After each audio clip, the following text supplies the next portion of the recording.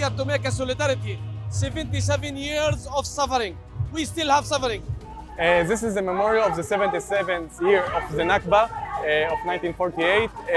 We are reliving this memory of the Nakba. Every year, Palestinians gather on the 15th of May to commemorate the Nakba. That's Arabic for catastrophe. The Nakba refers to the ethnic cleansing of Palestinians from what is today Israel.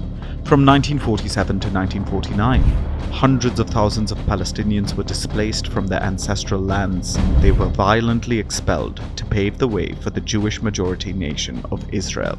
يعني كل يوم إلا نجيب سيرة بلادنا ونحكي لهم وشو سووا أجدادنا قبل هيك يعني وكيف عملوا وكيف صار معهم بالضبط لأنه لازم يعني القضية يعني إذا إحنا ما نتنساها خلص بتنتهي وإحنا أكيد متمسكين بقضيتنا وقضية اللاجئين وأكيد عنا أمل نرجع.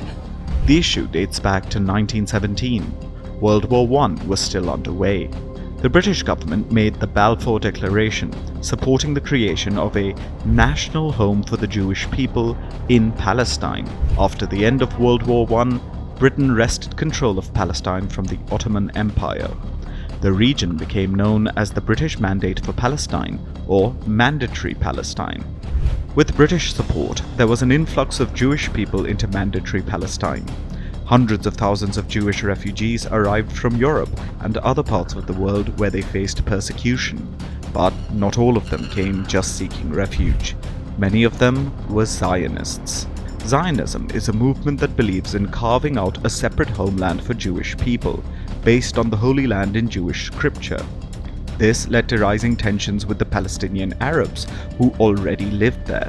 Those tensions erupted into communal riots and even massacres. So, both the Zionists and the Palestinian Arabs formed armed militias to defend their communities. The United Nations was formed after the end of World War II. In 1947, Britain announced that it would be terminating its mandate for Palestine and asked the UN to decide the future of the territory. The United Nations came up with a plan to partition Palestine into two states, a Jewish state and an Arab one. The holy city of Jerusalem was supposed to be independent and under a special international regime. The Arabs rejected this partition plan. They still made up about 2/3 of the population of Mandatory Palestine, despite all the waves of Jewish migrants and refugees. But the UN wanted to give the Arabs only 43% of Palestine. The UN plan allocated about 56% of Mandatory Palestine to the new Jewish state, even though Jewish people made up just about 1/3 of the population at the time. The Zionists were happy to accept this allocation. Despite the rejection by the Arabs, the UN voted to adopt their partition plan for Palestine on November 29, 1947. So, the very next day, a civil war erupted in Mandatory Palestine. And this is when the Nakba began.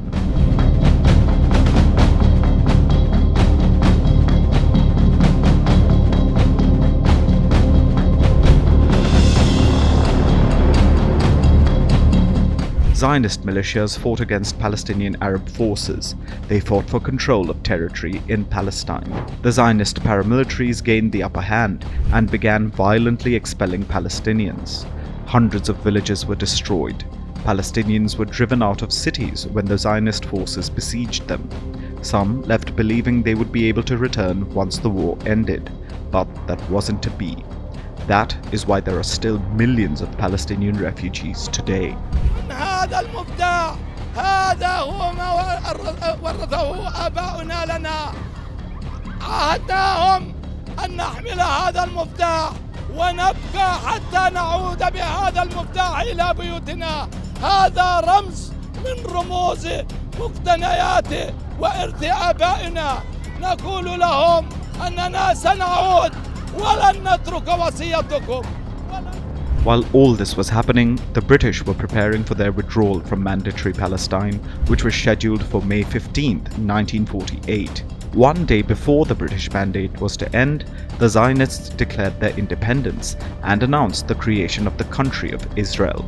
That was on May 14, 1948. The day after that, May 15th, is commemorated as Nakba Day. This year, Palestinians are commemorating 77 years of the Nakba, and it takes a special meaning right now amid Israel's war in Gaza. Israel's Prime Minister, Benjamin Netanyahu, has told members of parliament that the Israeli military is destroying more and more houses in Gaza, so Palestinians have nowhere to return. That's a renewed ethnic cleansing by Netanyahu's regime. That means for the Palestinians, the Nakba continues. But the people of Palestine haven't lost hope. I came here to make a solidarity. 77 years of suffering. We still have suffering. Our priority now to stop the genocide, to stop the aggressive settler, to stop the aggression against our people in Gaza Strip. We learn the steadfastness. We remain here and we will stay in this land because we believe that victory day will come one day.